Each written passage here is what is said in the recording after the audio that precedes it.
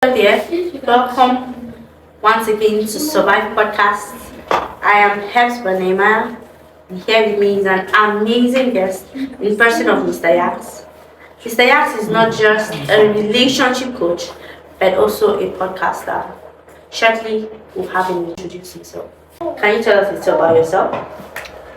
Okay, thank you so much for having me. As she rightly said, my name is Yax.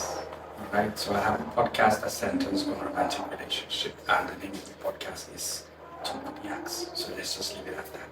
Can you tell us a little about your family background? Okay, so I'm a Muslim family originally. My dad's Muslim, my mom's Christian.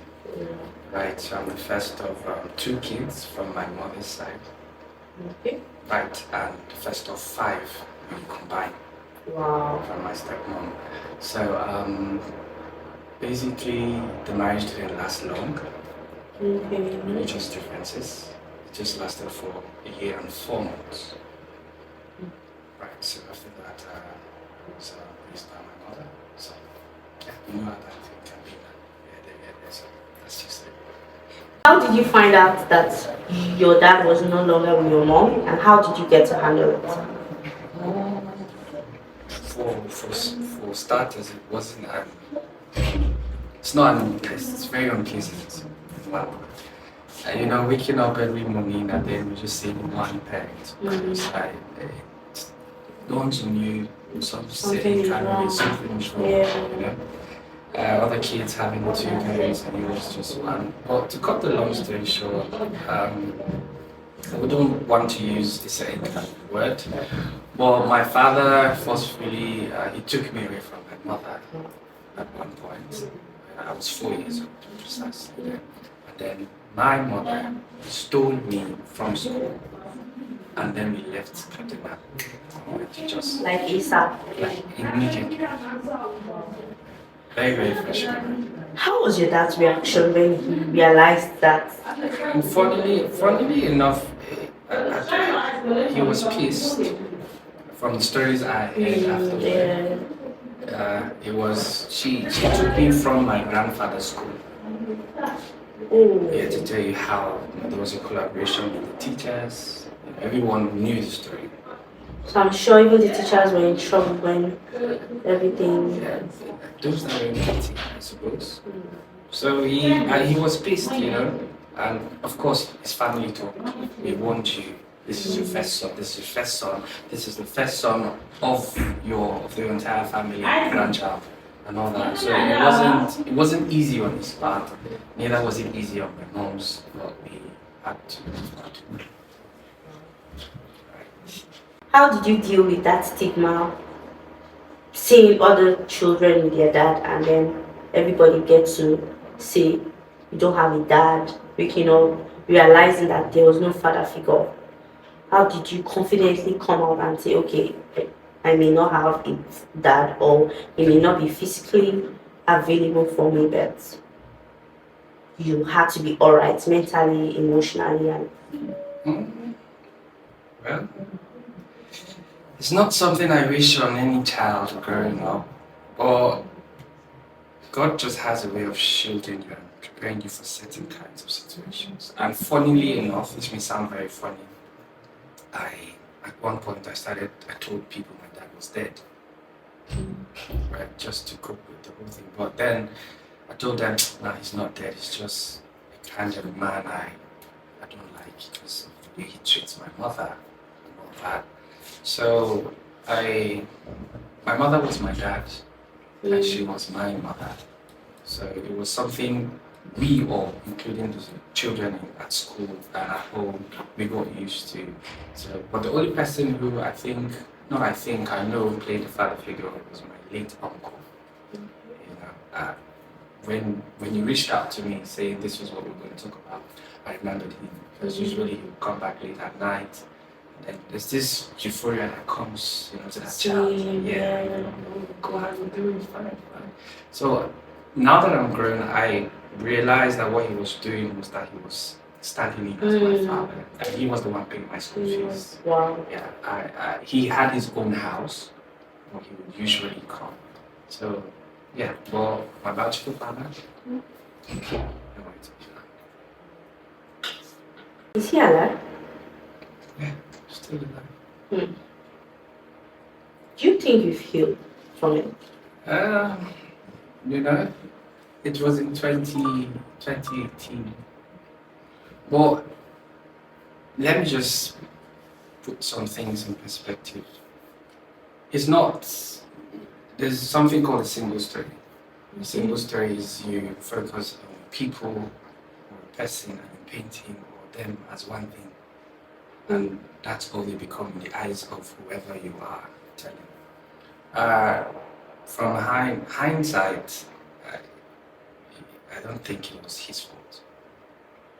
Only things happening, and this is not me trying to defend him. As you grow older, You understand you get to better. understand that sometimes some forces beyond your control just do things, and then life happens. The plan was for because at the point where my parents separated, my father was out of the country. The plan was for my mom to relocate with me to the UK because he was in the UK at the time. He was a man who had good plans with his family, just me and my mom. But his own family had other plans. Right. So he's very much alive, but unfortunately my mother is dead. She just passed last month, Wow. 15th, right, which is very difficult. You're surprised. It's no harder, which is very difficult because I wanted to share about this whole thing. But that's by the way. Have I healed? It was in 2018. I had an encounter because I held him and everything that had happened in my mind. And funny scenario, I'm not very wealthy. I just remember that. So my mind, my thinking was when he comes into my office or wherever it is I am, I'm about to have that conversation as men. I push something close to him like money, I just push it on the table like that. And for all the years you didn't pay my school fees, for all the years, and my father at the time was wealthy, very wealthy. All the years you didn't pay my school fees, no clothes, nothing from you. This is me paying you back now. I'm saying thank you. But then a change of perspective came in. You have to forgive. And to be honest, now we're best friends. Wow. Just let go. And before my mother passed, she said, I have forgiven your father. Yeah, but healing wasn't one thing. There was one time I went to Cameroon. That was in 2013. And what I did not tell you was that my father again came back to forcefully take me from my mother in 2006. Now this was very traumatic. Broad daylight, very, you can imagine. Babana, no, Joyce, leave my son alone. Babana, no, Samuela, no.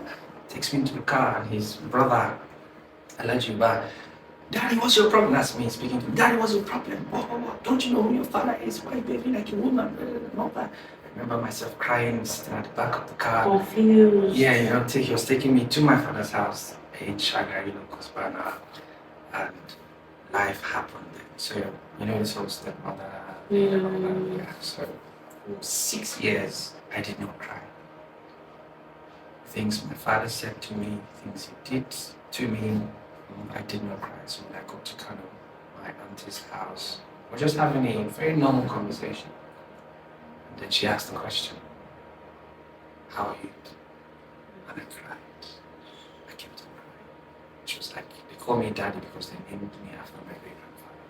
So he's looking, should I go ask her at that house? I said, no, auntie, let's go at that house. So I cried and I felt relieved, but I did not forgive him then. Not until 2018. And, I started hearing things about forgiveness, whether they deserve it, they don't deserve it. It's for you, your heart. It's freedom. And then I decided to let go. And from the moment I began to see him in a different kind of light, to God be the glory. You said earlier on that you were born into a Muslim background. Right. How did you become Christian? Well, funny story. My mom is Christian, so my father is Muslim. So, due to the separation, I was with my mom, and then we used to go to church Tuesdays, Thursdays, and Sundays, right? So I knew some things about Jesus Christ, plenty things. And there's this a storybook, maybe you will know it, my book of Bible stories. Okay, you don't know that. I knew it. Make me feel. Anyway, my book of Bible stories. It's a yellow. It's a book that contains biblical stories. A lot Okay. of them, right from creation up until Revelation. I think when it got to my time, we invented it, we designed it. Oh, okay. My apologies. So I had those. I had two copies. One was given to me on my birthday. I still remember 2002, right? So I was very conversant with Christianity, but a part of me knew my father was Muslim. Part of me knew due to my name. So to cut the long story short, when I was taken the first time to live with my grandmother, not even my father, and the other my other cousins and all that, I was practicing Islam as I should, right? A lot of things I wouldn't want to say because right? So when I went back to my mother's place, when she took me, I switched again Christian. Wow. So a lot of my friends at the time they would say Christmas. Oh, So when it amazing. comes to the Quran, he knows something. When it comes to the Bible, he knows something. And then when my dad took me again the second time in 2006, so I became a full-blown Muslim. Muslim. And there were plans to take me to Mecca and all that. And I remember one day I was in just 2. My mother came to my school. She wasn't looking too good. She was emotionally down. She said, Babana, you don't forget Jesus Christ. Because at the time I had this Okay. mark of Salah here and on my leg. She said, my pastor said, you don't leave Jesus. And I put that to the side, which was true. Because if you've prayed and so this is, and my father was so proud of me. I was very knowledgeable. So he said, you will be a preacher one day. Probably Sheikh. So it lasted for, and then she said, please don't forget Jesus. That's what I came to tell you. And then she left.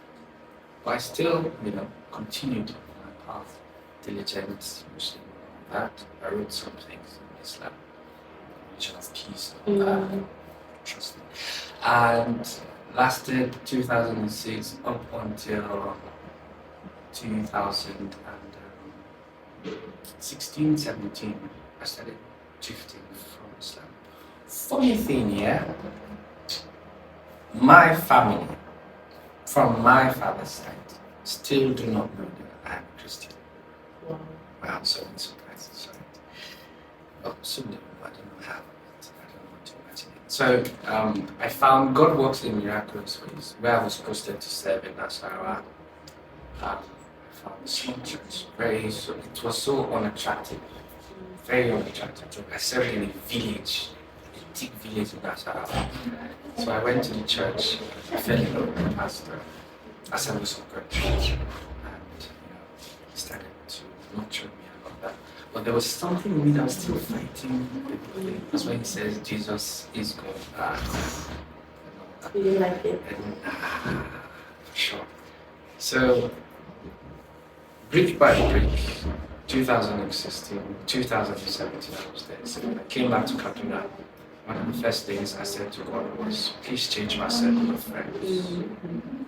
And then he led me to another church.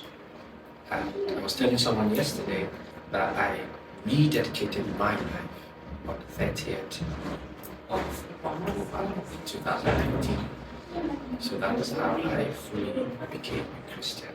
But my family on the other side still do not know. Are you scared that you can be your father?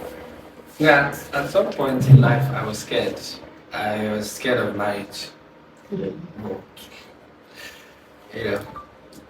From when you look around you and you see scattered marriages. Yeah. So I told myself, nah, this was 2017, nah, I'm not going to get married. So that was the fear coming intrinsically. Yeah. But again, God is merciful. He began showing me successful marriages. Successful marriages. And he led me to study some books on that. And it's funny, you know, I was somewhere, I was giving a talk one day on marriage and all that. And I said, it's funny how God used something broken to speak to other set of people. Normally, this is not what I should be doing. You're from a broken home, what do you want to tell us about romantic relationships? You have no structure. You can't relate. You can't. But to be honest, I cannot relate because I usually tell people I don't have that feeling of mommy beating you and then you run into daddy in the parlor. I don't have that memory. Never ever. So back to the whole thing.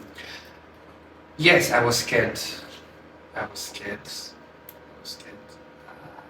But with God and your willpower, sure, I will never be my father.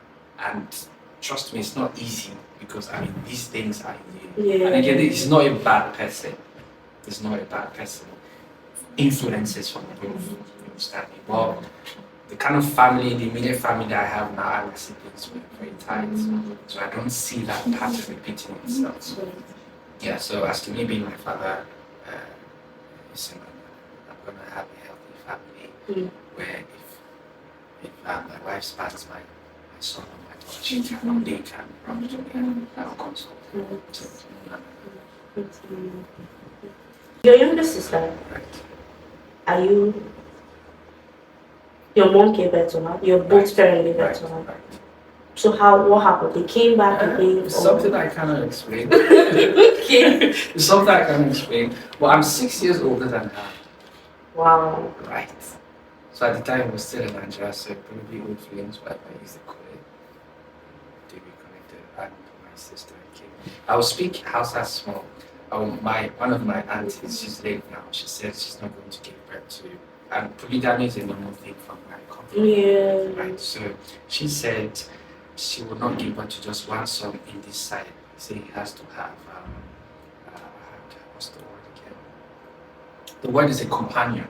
Do you understand? Yeah. So I think my mother thought of me being so she didn't want to have a different kind of family. So she went over to my dad and I was not my sister. I remember telling my mother one time that, Mommy, you're pregnant. She said, come on, shut up. I said, Mommy, you're pregnant. I saw a baby girl. She was very hairy. And then she smiled. So that was how my sister came. Wow. Perfect. You said earlier on that your mom passed on last year. In all these things, how were you able to handle it? You truly never ever recover from the pain. This morning when I was in the field, someone walked up to me. He's not seen me since then. Asked how you coping. He said his son doesn't return home. He said because the boy said the place is empty. So mine was very brief illness. And before you say anything, she passed on a day before my birthday, 11:05 precisely p.m. So that was like 5 minutes to your birthday. An hour, that's like 15 minutes. Okay, yeah. So someone, I was with her in my father's car, taking her to the mortuary. And then at about 12:01, someone sent me a message. Said, I don't know what to say to you except my condolence and happy birthday. That was when it dawned on me that it was my birthday. And I didn't celebrate because this chapter opened up with my mother's death. Funny story. My father came to my house then and he looked at my mom. Because she was recovering, she was in my house. The doctor comes twice a day to see her in the morning and in the evening.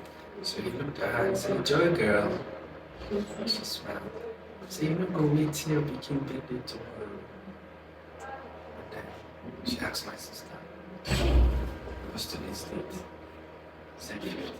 Then she did this.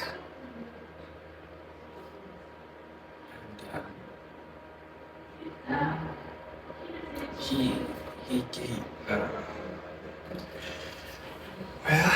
so to cut the long story short, yes, she passed on that day. Right.